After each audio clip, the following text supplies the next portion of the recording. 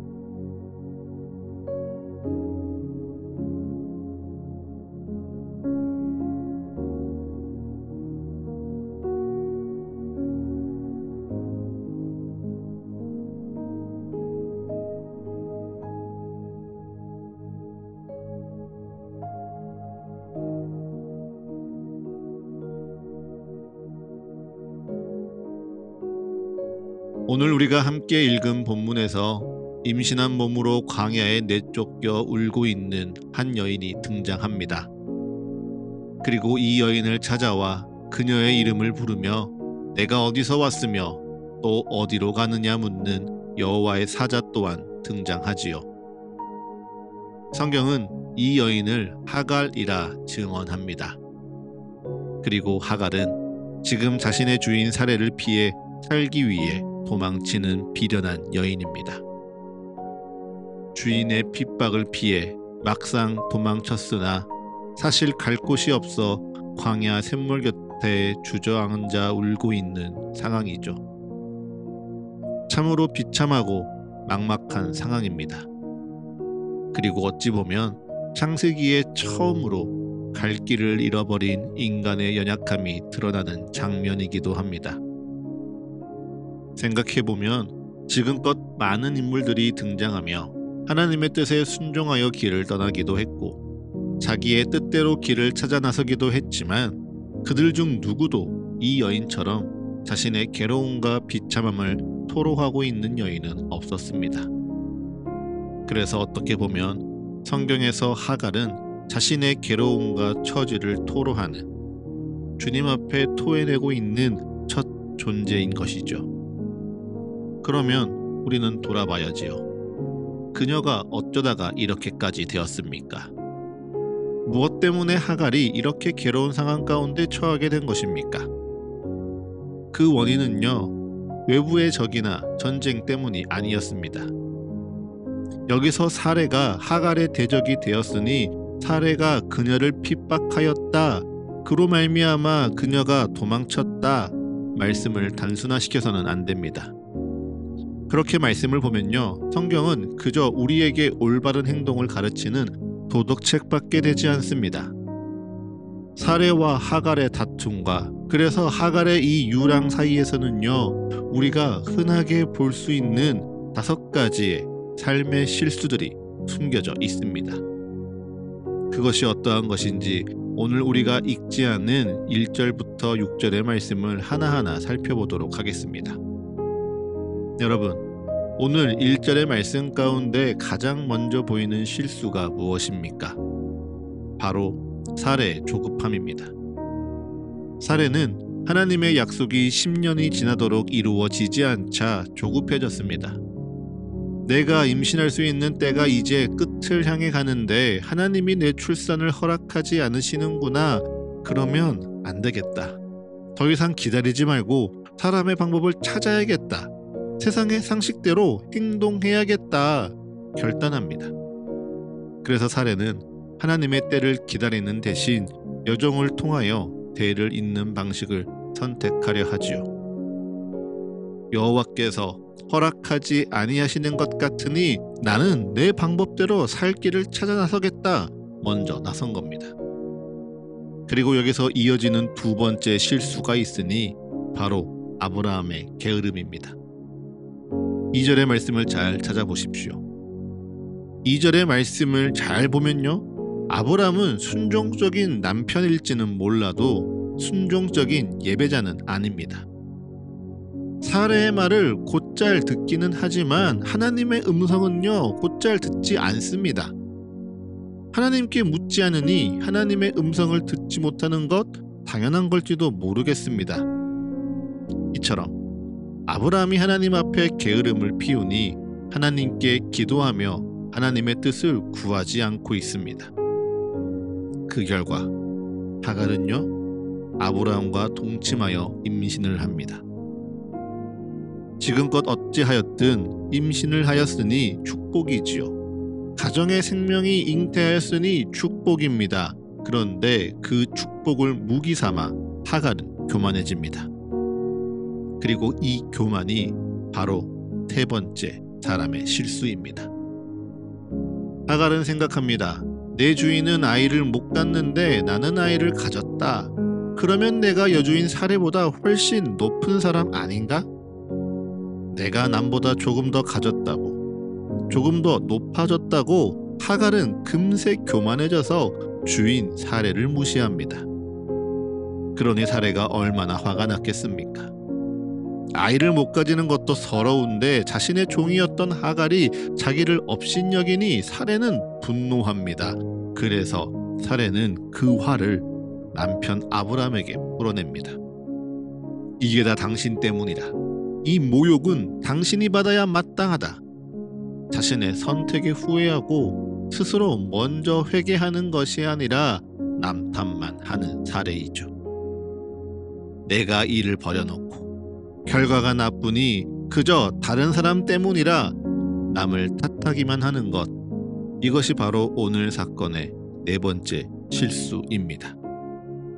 그러나 한 가지 더 남았습니다. 그것이 무엇인가요? 바로 오늘 등장하는 마지막 다섯 번째 실수, 아브라함의 회피입니다. 아브라함은요, 가정에 불화가 생기자 사레에게 말합니다. 하갈은 당신의 여종이니 당신의 눈에 좋을 대로 행하십시오. 여러분, 이게 사레를 위한 배려입니까?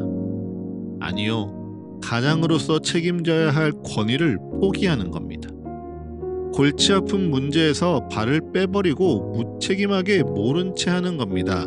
그리고 이 무책임한 회피가요, 임신한 여인을 광야로 내몰아버리고 생명의 잉태로 기쁨이 가득해야 할 가정을 서로에게 상처 주는 지옥으로 만들어 버렸습니다. 여러분, 이 모든 상황이 이러한데 하갈의 혼자만의 실수 때문에 이렇게 되었다 말할 수 있겠습니까? 결코 아니죠. 그런데 아브라함과 사레와 하갈의 실수와 잘못들이 하갈이 광야에 홀로 버려질 만큼 엄청난 큰 죄입니까? 그 또한 아닙니다. 우리도요, 똑같이 실수합니다.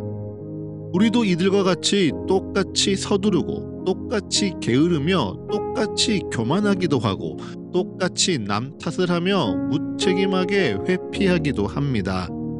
그런데 그러한 우리가 하갈과 같이 광야에 유리하지도 않고 어제와 똑같은 오늘을 살아가는 이유가 무엇입니까? 그 이유는 단 하나. 하나님이 우리를 포기하지 않으시고요, 오늘도 나를 살피시고 있기 때문입니다. 오늘 본문 7절의 말씀을 보십시오. 하나님은 아브라함과 사레, 그리고 하갈의 실수와 연약함으로 엉망진창이 된 이 현장에 직접 찾아오십니다. 아무도 찾지 않는 광야 항복판에서 하갈을 찾으시사 그의 이름을 불러주십니다. 그리고 그녀를 축복하며 말씀하시죠. 내 씨를 크게 번성하여 그 수가 많아 셀 수 없게 하리라. 그 아이의 이름을 이스마엘이라, 즉 여호와께서 내 고통을 들으셨음이라 하라. 하갈의 마음을 돌보아 주십니다. 여러분, 이것이 은혜입니다. 하나님께서는요, 인간의 연약함과 실수로 태어난 이 생명조차도 광야에서 결코 홀로 죽게 내버려 두지 않으십니다. 그리고 오히려 그에게 들나귀와 같이 스스로 살아갈 생명력과 어디에도 굴복하지 않고 자신을 지켜내며 살아낼 자유를 허락하여 주십니다. 그리고 내가 너의 고통을 들었으니 안심하라, 내니 놀라지 말라. 하갈의 마음을 위로하시지요. 이처럼 자신을 살피시고 돌보아 주시는 은혜에 대하여 하갈은요, 이렇게 고백합니다. 내가 여기서 나를 살피시는 하나님을 배웠다. 여호와는 나를 살피시는 하나님이라 고백하며 하나님을 만난 그 셈을 부엘라 헤로이라, 나를 살피시는 살아계신 하나님의 우물이라 이름 짓습니다. 여러분, 우리 하나님은요, 이처럼 엘로이, 나를 살피시는 하나님이십니다. 우리는 조급해서 일을 그르치고 비겁해서 도망치고 교만해서 넘어지며 실패하고 무너지기도 하지만 하나님은 그 모든 실수의 과정까지도 다 지켜보고 계시는 하나님이십니다. 그리고 보고만 계신 것이 아니라 우리가 망쳐놓은 인생의 실타래를 풀기 위해 친히 찾아와 주셔서 나의 마음을 만지시고 생각을 고치시며 삶을 인도하시는 하나님이시지요. 그러니 그 하나님 앞에 우리가 해야 할 일은요, 막혀있는 천장과 희망 없는 땅을 바라보며 낙심하는 게 아니라 다시 하나님을 바라보는 겁니다. 그리고 다 끝났다, 내겐 더 이상 소망이 없다 실망하는 것이 아니라 다시 내 여주인에게 돌아가서 그 수하에 복종하라 하시는 말씀에 순종하는 하갈과 같이 하나님의 말씀 앞에서 내가 있어야 될 삶의 자리로 나를 되돌이키는 겁니다. 그 자리에서 돌아서서요, 삶을 하나하나 정돈하고 내 삶의 자리에서 가장 하기 쉬운 것부터 주의 말씀에 순종하는 겁니다. 그러니 사랑하는 서가의 가족 여러분, 모든 순간 가운데 나를 살피시는 하나님을 믿으시고요, 희망을 잃지 마십시오. 내 실수와 연약함을 세는 손가락으로 나 자신을 자책하고 때리거나 그 손으로 눈을 가리며 숨으려고 하지 마시고요, 오히려 그 손을 주님 앞에 모아 기도하며 회개하십시오. 그리고 염치 없다 생각지 마시고요, 다시 한번 주님을 붙잡으십시오. 하나님, 나는 실수하여 내가 지금 이 자리에 서 있습니다. 허나 주님, 나를 살피시는 주님의 은혜를 의지하며 오늘을 살겠습니다. 이렇게 기도하며 나아갈 때 하갈에게 샘물을 주시고 살 길을 열어주셨던 그 살피시는 은혜가 오늘 이 말씀 앞에 하루를 시작하는 우리 모두의 하루에 가득 흘러넘치기를 간절히 기도합니다. 이제 잠잠히 오늘 나를 향한 주의 말씀을 묵상합니다. 겸손히 오늘 내게 주신 주의 마음을 고백합니다. 그리고 담담히 오늘 나의 삶을 주님께 드리며 기도합니다.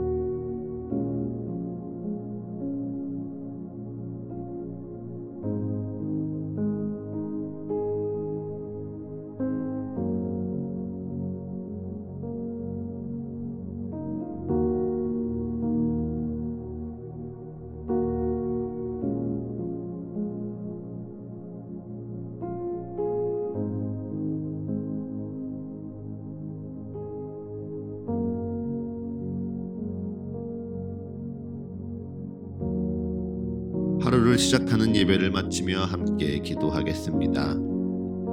오늘 이 하루를 주님의 말씀으로 시작하며 주님께 기도합니다.